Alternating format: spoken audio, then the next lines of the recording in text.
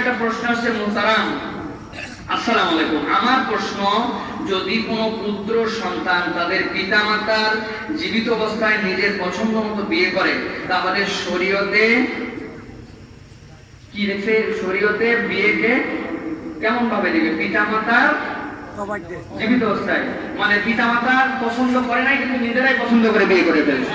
খুব ভালো করে ক্লিয়ার করে শোনেন প্রিয় ভাইয়েরা, শরীয়তে ইসলাম বলতেছে মেয়ের জন্য অবশ্যই পিতামাতাকে ওলি হতে হবে। ওলি মানে কি? অভিভাবক হতে হবে। মেয়েরা পিতামাতার ওলায়েতের বাইরে, অভিভাবকত্বের বাইরে বিয়ে করতে পারবে না।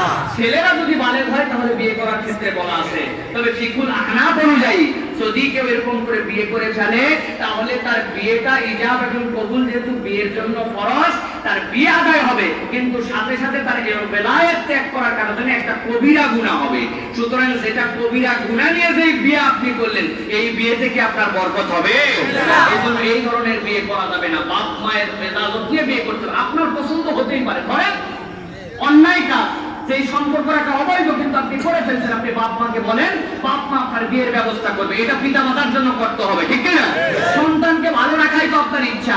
আপনি এতদিন পর্যন্ত কোনোটাকেই কিছু মনে করেন নাই, শয়তান যত শয়তানি করছে, পাগলামি করছে, কিছু করেন নাই, সব কর বাবা জায়েজ আছে। যে বিয়ে করছে আমার কথা না শুনে বিয়ে করলি, এত বড় সাহস, সম্পদ দেব না বলে কিনা? উনি এতদিন গুনার কাজ করলো, কোনো দোষ নাই, ও তো জেনার থেকে বাঁচার জন্য এটা করছে, ঠিক না? তাহলে বাপ মারা বিয়েকে সহজ করেন, খবরদার বিয়েকে কঠিন করেন না। আল্লাহ আমাদেরকে তৌফিক দান করুন। আসসালামু আলাইকুম।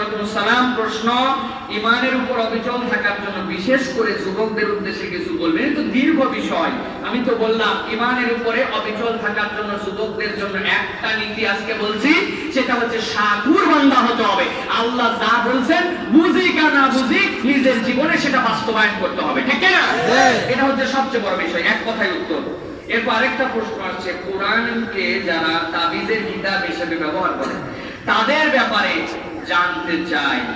খুব সাংঘাতিক একটা প্রশ্ন প্রিয় ভাইরা, স্পষ্ট করে কতগুলো বিষয় বুঝে নেন।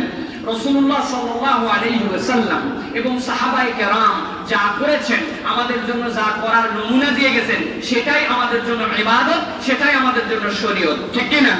এতে কি আপনাদের কোনো দ্বিমত আছে? রাসূলুল্লাহ সাল্লাল্লাহু আলাইহি ওয়াসাল্লাম থেকে কোনো প্রমাণ নাই, সাহাবায়ে কেরাম থেকে একজন সাহাবী থেকে জয়ীব একটা রিওয়ায়াতে আসছে, তাছাড়া কোন সাহাবী তাবিজ দিয়েছেন, সেটা কোরআন দিয়ে হোক আর অন্য দিয়ে হোক, সাহাবায়ে কেরাম রাসূল সাল্লাল্লাহু আলাইহি ওয়াসাল্লামের কোনো প্রমাণ নাই। আল্লাহর নবী বরং তাবিজকে ছিঁড়ে ফেলেছেন। তবে কিছু উলামায়ে কেরাম বলেন, তারা নাবালেগ শিশু, তারা পড়তে পারে না, তারা যদি তাদের জন্য কোরআন থেকে কিছু দেওয়া হয়, এটাকে জায়েজ বলা যেতে পারে। তবে ভালো করে মনে রাখবেন, রাসূল সাল্লাল্লাহু আলাইহি ওয়াসাল্লাম তাবিজ ঝুলান নাই, তাবিজকে সরাইছেন। এই আপনি জায়েজ বলে এটাকে যদি করতে শুরু করেন, আস্তে আস্তে এর দ্বারা শিরিক প্রবেশ করতে পারে, কথা ঠিক কিনা? এর মধ্যে মাছের নকশা, গাছের নকশা, 7, 8, 6, 56 আলী হুসাইন, এইগুলা দেখে আবার যদি জিজ্ঞাসা করেন হুজুর কি লিখতেছেন, বলতে সব কিছু বুঝবে না, কিছু একটু গোপন আছে, ভাব নেই না? এই কিছু গোপন আছে মানে ওই তাবিজ নাও জায়েজ নাই, কথা ঠিক কিনা? এটা হারাম। কেউ ইসলাম কোনো কিছু গোপন রাখেন, আপনি কি গোপন করতে চান? ওর মধ্যে নকশার মধ্যে আপনি কি দেখাচ্ছেন? ওইটা নেওয়া হারাম, এইটা নেওয়া সর্বসম্মতভাবে না যায়। সুতরাং আমরা তাবিজ থেকে বেঁচে থাকবো, রুকিয়া নিব, ঝাড় ফুঁক, ইসলামের যে দোয়া, এইগুলা গ্রহণ করবো। আল্লাহ তৌফিক দান করুন।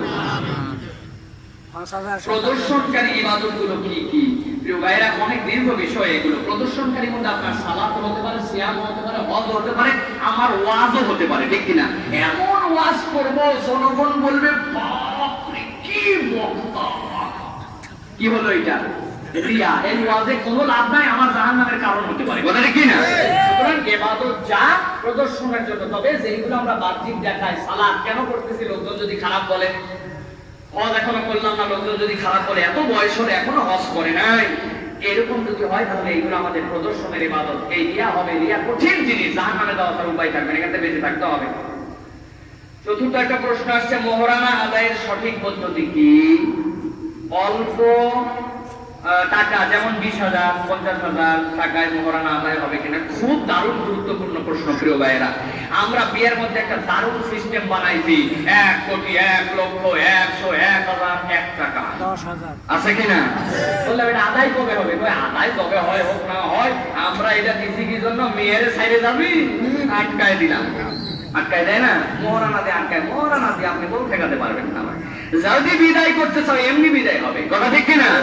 এই জন্য মহারানা ওইটুকুই আদায় করবেন যতটুকু পর্যন্ত হাজেরান মজলিসে উসুল করে দেওয়া যায়। তবে এর ক্ষেত্রেও বিধান আছে, 20,000 দিলেও অবশ্যই আদায় হবে, 50,000 আদায় হবে ইনশাআল্লাহ। কিন্তু উসুলটা হচ্ছে তার বোন, তার খালা, তার কুকুর, সমসাময়িক পরিবেশে যাদের বিয়ে হয়েছে তাদের যে মহারানা, ওই মহারানা বান্দাটা সুন্নাহ, এইটাকে অনুসরণ চেষ্টা করবো। তবে মহারানা কঠিন মানবেন না, মহারানা ধোঁকাবাজির জন্য করবেন না, ছেলেদেরকে আটকায় দেওয়ার জন্য এরকম এমন একটা অঙ্ক করবেন না যে বিয়ে হয় না, 7-8 লাখ টাকা বাঁধতেছে, বেচারি হক আদায় করে দিতে চায় কিন্তু তাকে সুযোগ দেওয়া হয় না, এরকম যেন না হয়। জি, দেওয়ার ক্ষমতা থাকতে হবে, রেঞ্জের মধ্যে থাকতে হবে। ইমামের পিছনে ফরজ নামাজ আদায় করার নিয়ম বিষয়ে জানাবেন, দীর্ঘ আলোচনা। ইমামের পিছনে ফরজ নামাজ, আমি ইবতিদাইতু বিহাদাল ইমাম মানে ইমামের সাথে ফরজ আদায় করলাম। ডিটেইলস বলে অনেক সময় লাগবে, তবে একটা মাসালা আপনাদের কাছে পরিষ্কার করি। ধরেন কোন একজন ইমাম সাহেব সিজদায় গেলেন, যাওয়ার পরে সুবহান রাব্বিয়াল আলা 3 তাসবিহ পরিমাণ করার কথা, কিন্তু আপনি 3 তাসবিহ পরিমাণ করতে যে সময় লাগে ইমাম সাহেবের তার চেয়ে সময় কম লাগছে, আপনার 2 তাসবিহ পড়া হয়েছে, ইমাম সাহেব আল্লাহু আকবার বলে উঠে গেছে। আপনি চিন্তা করছেন কি ইমাম সাহেব রে 2 বার পরে শেষ করলো, যত যাই করুক ওই উঠে যায় কেরাত পড়া শুরু করুক, আমি তাসবিহ শেষ করে তারপরে উঠবো। এরকম অনেক জায়গায় আমি দেখছি নামাজ সাথে সাথে ভেঙে যাবে। ইমামের তাকবীরের সাথে সাথে আপনাকে উঠতে হবে, ইমামের আগেও যাওয়া যাবে না, ইমামের থেকে ওঠার পরে দেরিও করা যাবে না, তার সাথে সাথে করতে হবে। এটা একটা ফরজিয়াতের অন্যতম বিধিবিধান, যেটা আমরা অনেকেই জানি না, ঠিক না? আর একটা জিনিস এই প্রশ্ন করার উদ্দেশ্য তো আমি একটু বুঝি, সেটা হচ্ছে যে ইমামের পিছনে আমাদের জন্য কেরাত করতে হবে কি করতে হবে না। আমি আমার স্যার আব্দুল্লাহ জাহাঙ্গীর রাহিমাহুল্লাহ তার রিওয়ায়াত অনুযায়ী হাদিসের অ্যানালাইসিসে তিনি যেটা বলতেন, সেই ইমামের কেরাতের সময় ইমাম সেইগুলা গোপনে কেরাত করবেন, যেমন আসর, যোহর, এই নামাজগুলা যে কেরাত, এইগুলাতে ইমামের পিছনে মুসল্লি যদি সূরা ফাতিহা পড়ে তাহলে তার জন্য উত্তম হবে। আর ইমাম যদি জোরে কেরাত করে, তার পিছনে যদি মুসল্লি সূরা ফাতিহা নাও পড়ে, তার নামাজ আদায় হয়ে যাবে। কিন্তু এই নিয়ে কামড়াকামড়ি করার কোনো কারণ নাই। এইটা আমাদের সালাফদের হাদিস ভিত্তিক, এইগুলো এক একটা মতামত, প্রত্যেকের পিছনে দলিল আছে। সুতরাং দলিল দিয়ে যদি 2টা মতামত থাকে, আমি দুইটাকেই বুক দেব আহ্বানে। আমি যাকে পছন্দ হয়, যাকে আমার জন্য মনে হয়, আমি তো অতটুকু ফিকহ বুঝি না, মাসলা বুঝি না, আমার যিনি উস্তাদ তার অনুসরণ আমি করি, সেই হুকুম অনুযায়ী কোরআন সুন্নাহ মানার চেষ্টা করে আপনি সেইটা করবেন। কিন্তু এই নিয়ে সমাজের মধ্যে বিভেদ ছড়াবেন না। এরপরে প্রশ্ন আসছে, ইসলামী রাষ্ট্র গঠনে বাংলাদেশের বর্তমান প্রেক্ষাপটে আমাদের করণীয় কি?